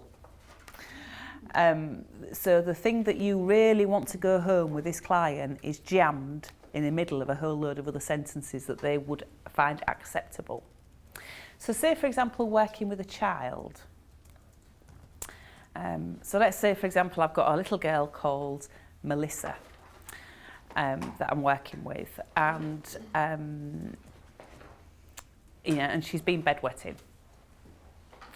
So I'm not going to mention obviously the problem, but I'm going to find out what she's good at, and then it might go something like, once she's in hypnosis, Melissa's really special. Everybody loves Melissa. Melissa's so clever. She can work on the computer. She can make a cup of tea. She can wake in a dry bed. Everybody loves Melissa. She's really good on a computer. She's really good at reading. So everything's been accepted, and then right in the middle of that, I've just jammed another phrase.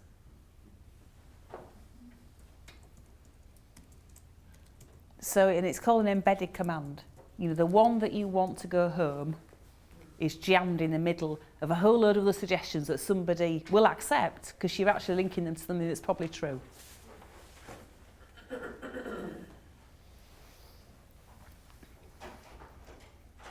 So putting it in the middle of other suggestions that they will accept.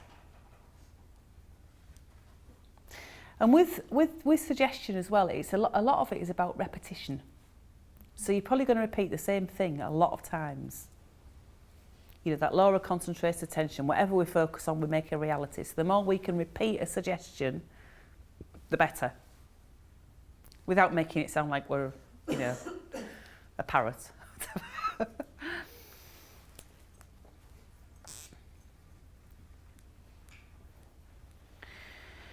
Another way that we, can do therapy and suggestions as well is in a metaphoric way.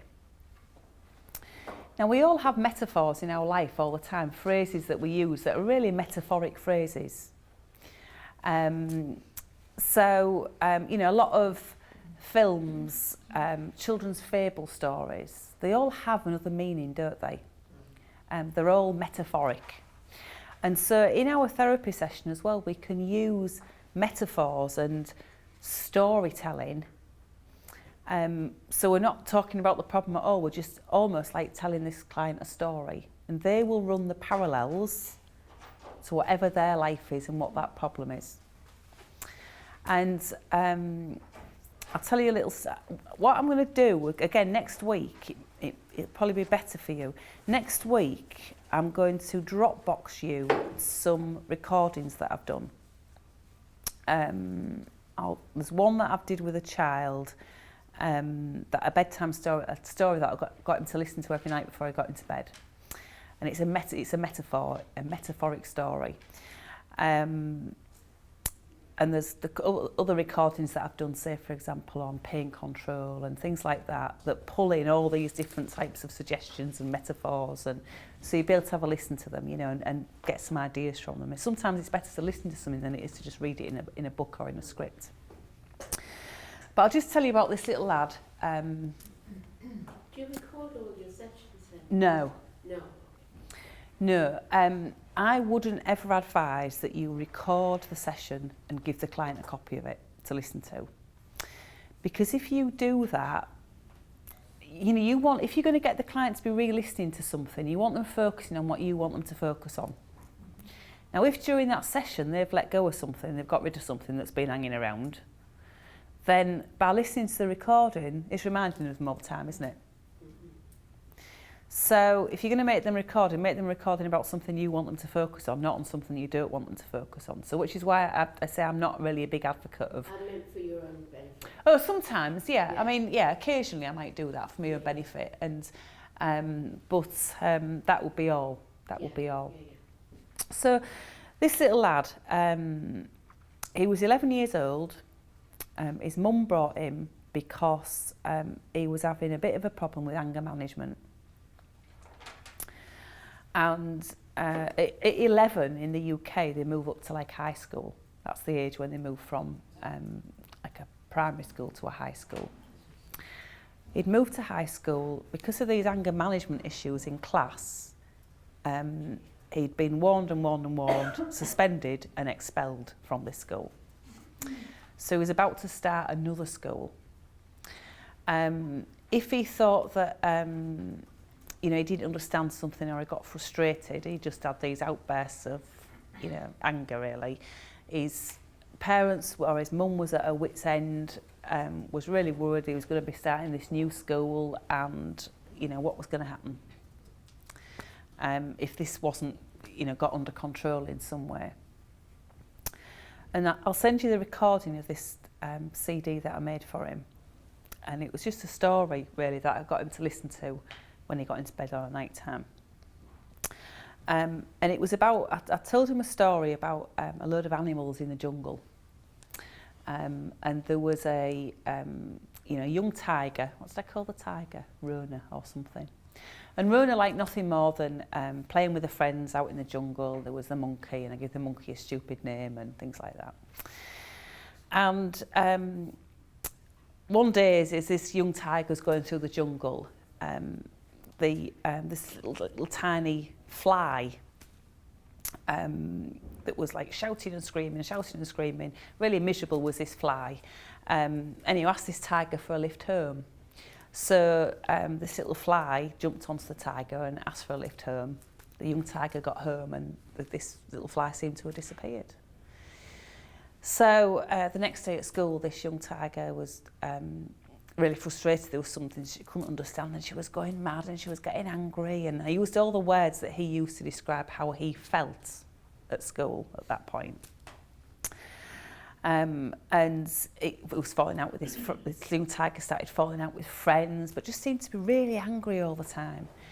The tiger's mum and dad didn't know what to do. They were doing all they could to help this young tiger, but just didn't know what had happened. So in the end, the parents took this young tiger to a wise old woman in the jungle. And this wise old woman said, have you ever, I call this fly a grumble fly. A grumble fly, I called it. So this wise old woman said to the young tiger, have you ever come across a grumble fly in the jungle? And this wise old woman and this tiger said, yeah, I gave a grumble fly a lift home, but it disappeared. I don't know where it was. So, and she said, I know, that grumble fly's in your ear. And, you know, grumble flies tend to bury themselves into people's ear and shout out all these angry noises all the time. So I want you to, what the wise old woman told the tiger to do was to shake its head 3 times really loudly and say, out, Grumblefly, out. And with that, this fly buzzes out of the tiger's ear. And the wise old woman said, you know, you must never let a grumble fly in your ear again. And I just told a metaphoric story. Yeah, just a story. And so he listened to this every night. And I said, you never let a grumble fly ride on your back. Don't ever let a grumble fly ride on your back or something like that. And then I said, and so the young tiger, without this little buzzy fly, this angry fly in its ear, you know, went back to playing with the friends, you know, had a great time at school, really enjoyed things, and occasionally saw a grumble fly by outside, but never let this grumble fly in its ear again. You know, so just a story. And running the parallels to what was going on in this. Market improvement in the child. Yeah. I only did 1 session with him, and then sent him away with this recording. And I was due to see him sort of 2 or 3 weeks later, and I just said to his mum, you know, it might be all right just after this. So just let me know how he gets on. If you need any more, you know, there is other stuff we can do, but just see how he gets on. And then she texted me and she said, he's been absolutely fab. He settled at this new school. Pardon? Without any sessions? With 1 session. How old is this child? 11. You know, children are actually really suitable for hypnosis because if you think about it, children spend a lot of their life in hypnosis. And, you know, playing imaginative games. They're in hypnosis more time than they're out of it. With a child, though, what you don't have to talk them into a relaxed state. You don't have to sort of, you know, counting from 1 to 10. Because they're going to get bored with that, aren't they? Going to think, this is so boring. So, but what you can do is say, I just want you to shut your eyes and imagine this. And they're straight into it already. And with children as well, they tend to play out what you're telling them to do. I'll tell you about another little girl. Another little girl had a fear of dogs. To the point where she couldn't go to her friends' houses for tea after school. They were walking on a beach with her mum and dad, and there was a dog within that zip code area, you know, she was, oh, I need to go home, you know, frightened to death of dogs. Didn't need to find out where it came from.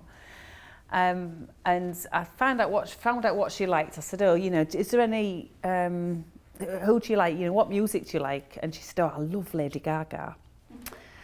So, well, I'll tell you, I've written a letter to Lady Gaga, actually, for the number of times I've used her in therapy sessions now. She doesn't realise how many children she's helped me fix. All I said to this little girl, and I said, oh, where would you like to go on holiday? Oh, I'd really like to go to Disney. Okay. I want you to close your eyes and imagine something for me. I want you to imagine that chair that you're sitting on is like a magic carpet. And if you lean forward on the chair, the magic carpet takes off. And if you go from side to side, it controls the direction of the magic carpet. So I said, so what colour is that magic carpet? She said, oh, yeah, it's red. You know, because they will come up with something. Yeah, it's red. Okay, so I want you to lean forward then and get that magic carpet set up. And should we go to Disneyland? Yeah, we'll go to Disneyland. Okay, so what can you see then up in the sky on that magic carpet? Well, I can see the sea underneath me. I said, okay, then I said, well, tell me when you get to Disneyland. Let me know when you can see Disneyland. Yeah, I can see it. What can you see? Well, I can see Mickey Mouse. All right, okay. So find somewhere to land the magic carpet then. So we land on the magic carpet, and I said, do you want anything to eat or drink while we're at Disneyland? Oh, yeah, I'm a bit hungry. Okay, so is there anywhere to eat? Yeah, there's a burger place over there. Right, okay, so we'll go over to that burger place, get a burger. I said, where else do you fancy going then? Oh, I'd like to go to the Bahamas. All right, okay, let's go back to the magic carpet. Let me know when you've got on it. Yeah, I'm on the magic carpet. Right, okay, set it off. Let me know when you've got to the Bahamas. You know, what can you see? I can see the sea and I can see a beach. I said, is that the Bahamas? Yeah, it's the Bahamas. Right, okay, land the magic carpet then. So, and then I said, look over there on that beach. I said, that's Lady Gaga over there. So I said, but, do you think we ought to go and talk to her? She said, no, I'm not going to talk to her. I said, all right then, okay. I said, but hey, look over there, just over there on those rocks on the beach. I said, there's a little dog. And I said, but it's a bit strange looking, is this little dog? I said, it's got clogs on its feet. It's doing a little jig. And I said, and it's wearing stockings and suspenders on its legs.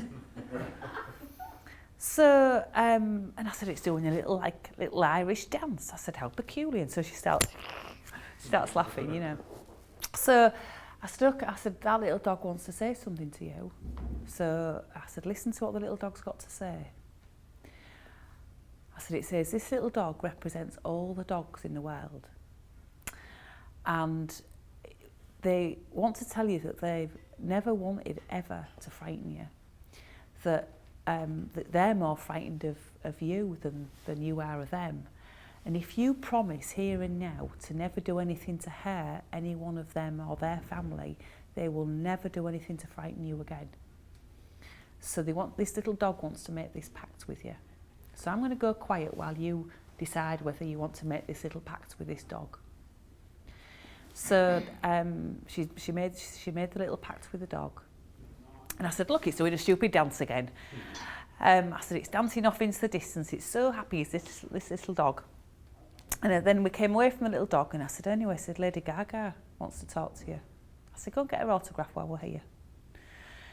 So she had a little chat with Lady Gaga. We got back on the magic carpet and we come back home again. That's all we did. And I said to her mum, either said, I've had her or you just drop me an email in a couple of weeks and let me know how she is. Anyway, this little girl wrote me an email. I'm sure her mum told her to do it. But she said, just to let you know, she said, I've asked my mum for a puppy.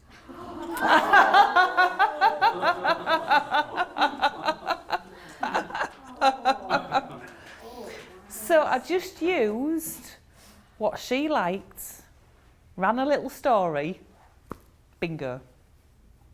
It's all about changing perceptions to things. So by that dog being dressed stupid, so it really couldn't be taken seriously, all of a sudden it's making it funny. And you can't feel two feelings at the same time. You can't be laughing out loud and being frightened at the same time. It can't happen. So, say sometimes, you know, we use these sorts of metaphoric storytelling ways of altering perception to something. And if we alter the perception, the thing goes away. But it's all about using how they, you know, that I told you about the taxi driver who couldn't wee. That couldn't because he had this underlying reason, this positive intent was, you know, I wouldn't have to go and get a job again. I did attempt with him the first time a metaphoric way of doing it. And the other thing that he used to do before he was a taxi driver, he used to be a plumber at one point, apparently. So I was thinking plumbing, waterworks, you know, so I was getting into imagine fixing a tap. So this tap, I remember when it turned on, I want you to imagine, you know, and getting your screwdriver out and making the tap work. Hoping he didn't pee his pants while we were doing it.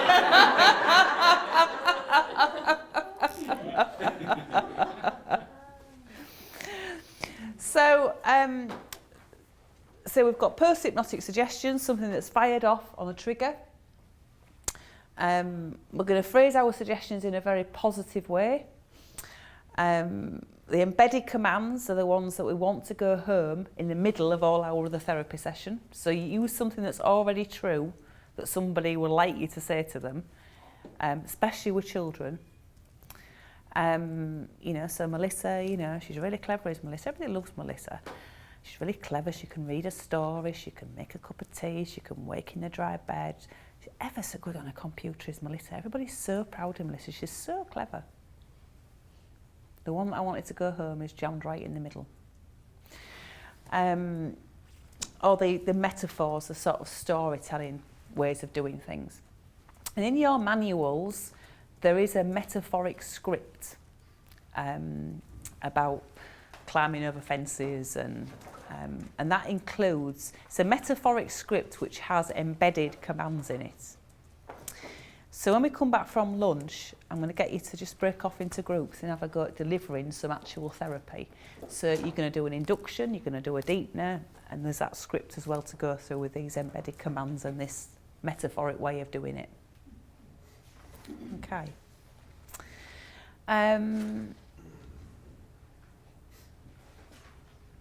Eric, could you do me a favour and come and join me up here a minute? Don't worry, we're not doing water stories. Okay.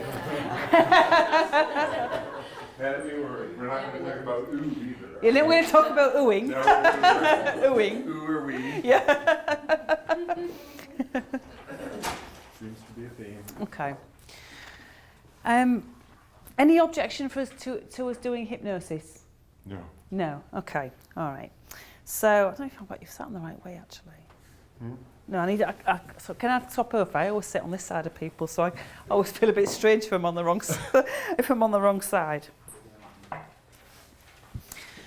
Okay. How fast do you think you can go into hypnosis?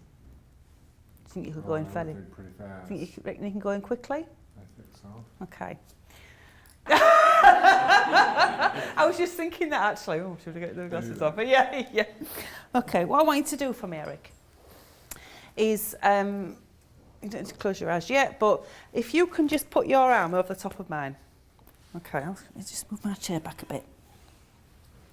Okay, and then all I want you to do for me is just start putting a bit of pressure on my arm. Just sort of push you. You won't hurt me, I don't think. I'll tell you if you do. I'll show why or something. Okay, just keep really. And if you can focus on the tips of your fingers there, while you just really don't push quite as hard as that. That's it. If you just. So yeah, that's it. So all I want you to do is just actually keep putting a little bit of pressure on and just focus right on the tip of your finger there. Okay. And then just put a whole load of pressure on now on my arm. Just keep pushing down, really pushing down. And sleep. All the way down, going deeper and deeper and deeper. Deeper and deeper, all the way down. Maintaining perfect balance at all time. You can go really, really deep now, all the way down. That's it. This wonderful feeling going so deep into that wonderful, relaxed place. Just enjoying those lovely, wonderful feelings of deep peace, deep comfort, deep relaxation. And you can find that all the information that you're taking over the next few days, you can integrate into every single part of your life, manifesting the things that you want in your life, that you truly deserve. And when you're ready, you can, I'm going to count from 5 to 1. When I get to 1, you'll be able to open your eyes, having enjoyed this wonderful feeling of deep peace. So 5, just slowly waking. 4, just waking a little bit more. 3, feeling some energy now, starting to work its way through your body. 2, and 1.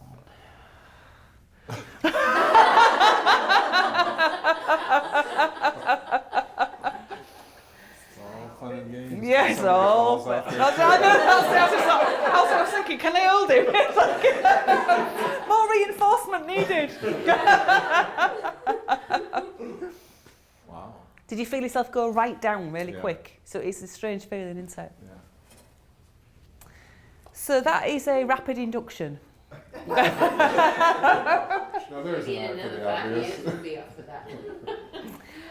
What most rapid induction, I wouldn't advise you do that with a client after your initial consultation. And sleep. Yep. And then just stop it. Yeah, that's it. Yeah, that's it. But think of the number of people you can see today. Yeah, that's it. You're up. How do you think?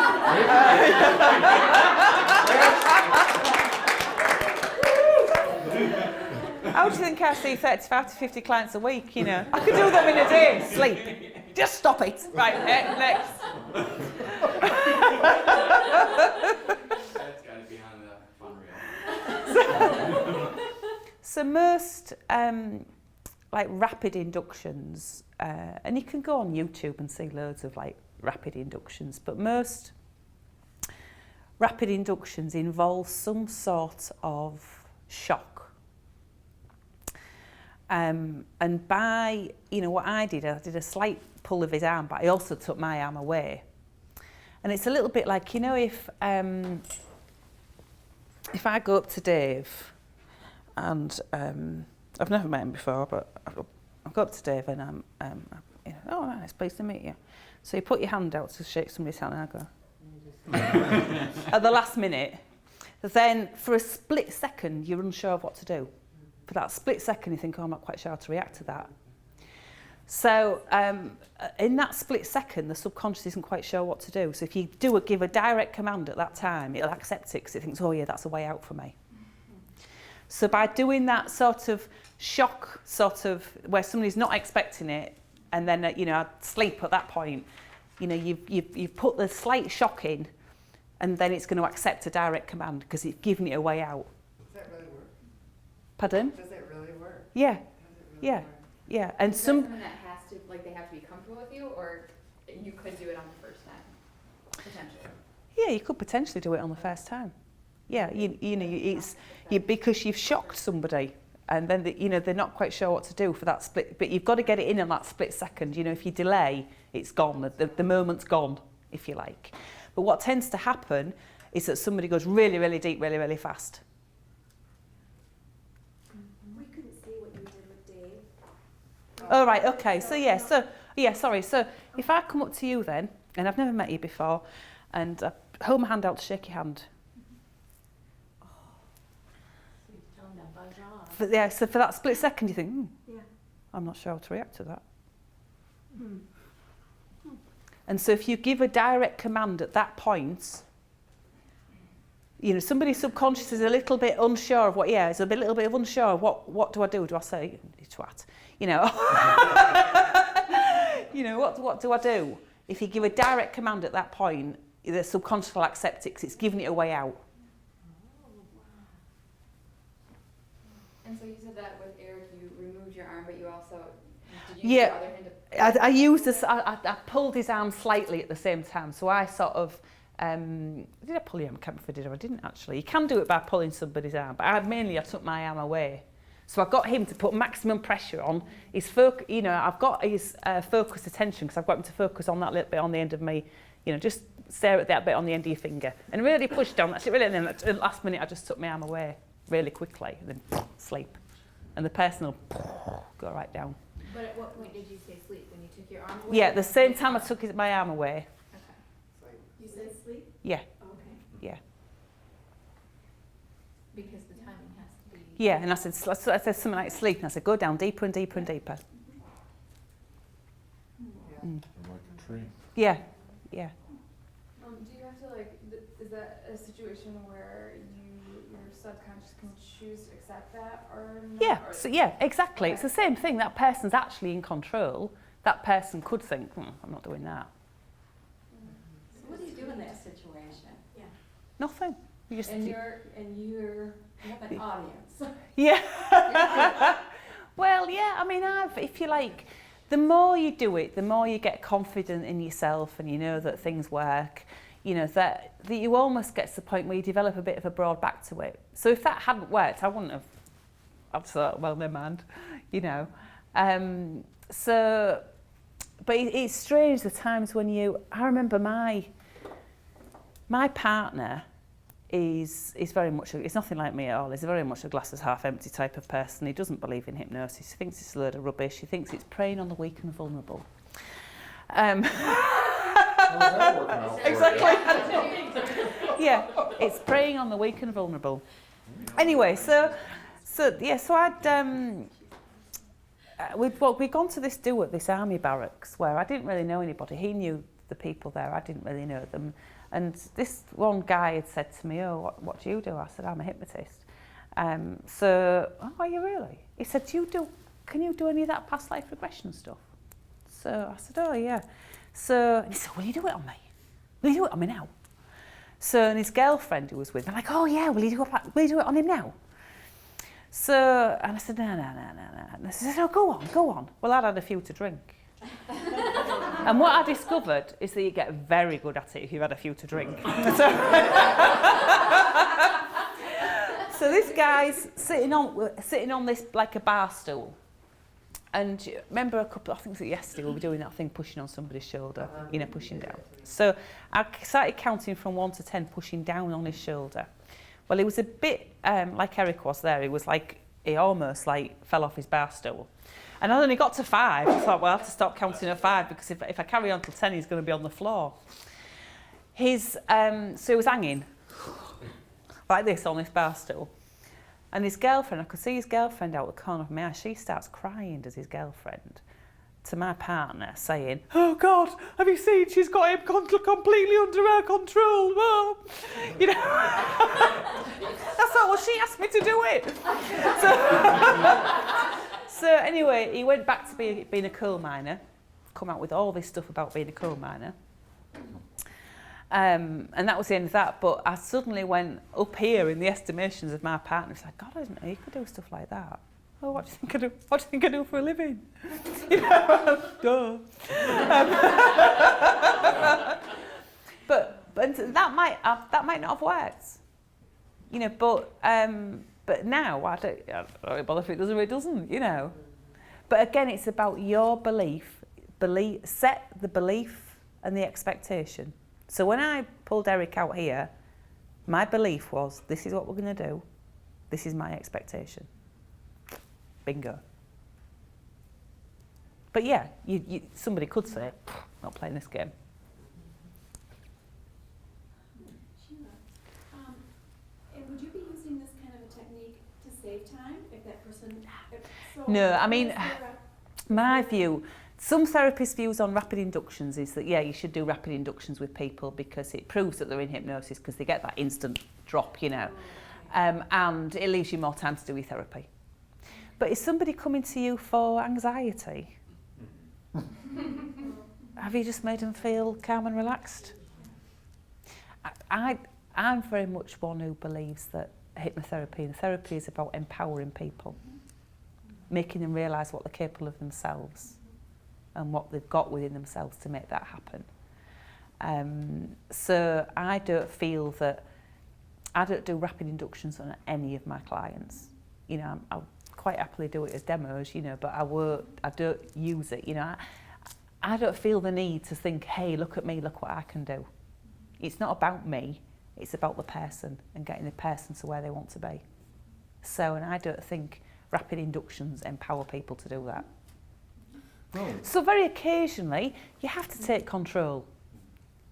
In which case, very occasionally, it might be appropriate to take control of the situation, do a rapid induction, bang in all the therapy that you want, and then eventually give that control back to the person. Sort of build them up and then give them the control back. But I don't really feel that rapid inductions have a place in therapy. In stage they do, of course. On a stage, 500 people watching your show and they see you do something like that, it's like, woohoo! So you can all do that after lunch, can't you? So I always wondered about that because when you see hypnotists on talk shows and that kind of thing, even this guy that was, he's written all the books and he was on Dr. Oz. Paul McKenna. Yeah, whatever. I don't put a lot of stuff in. Anyway, I figured that he had worked with them backstage or something before he was asleep.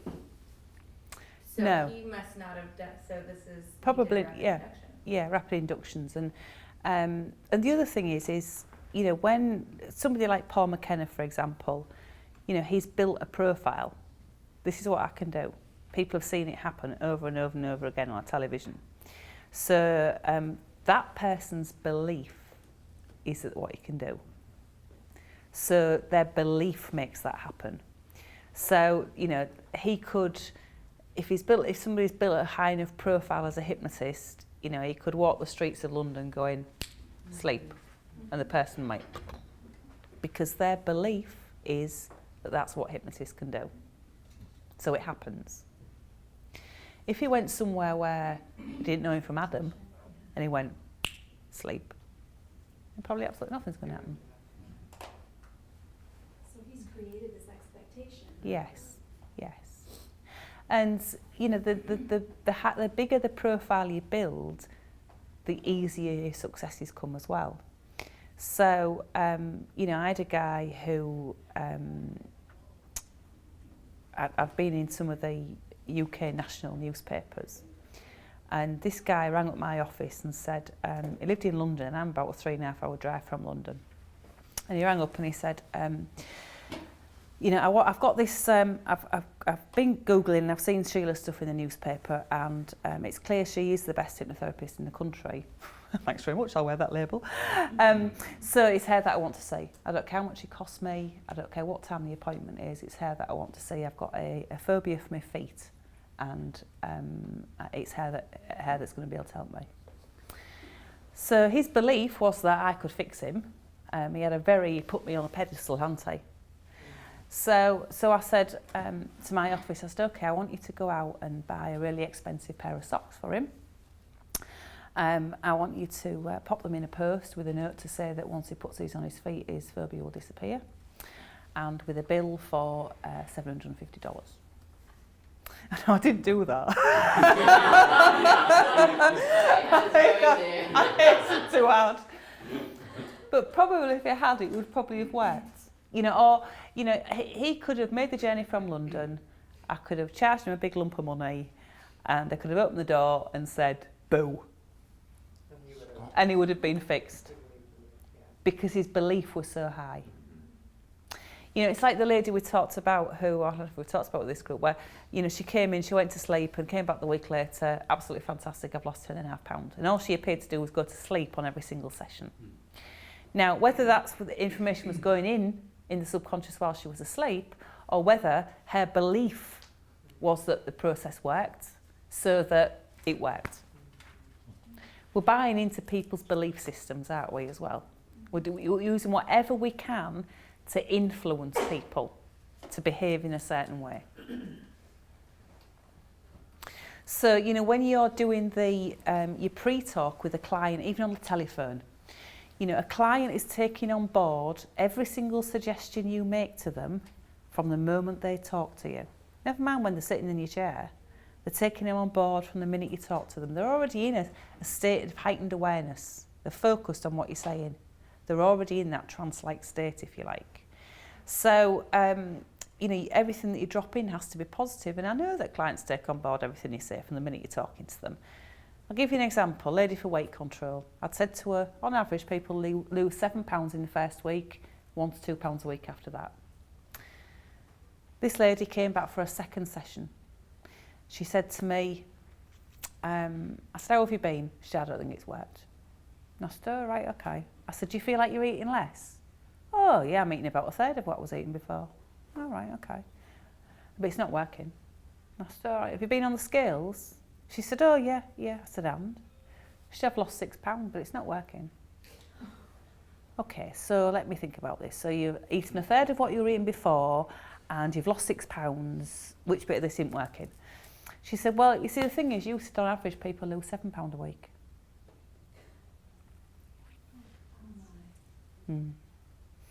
So, you know, you've got to be so careful about what you say to people and how you phrase it from the moment you talk to them on the phone. Because really, to a certain extent, what happens in your chair is just the icing on the cake. You're setting the framework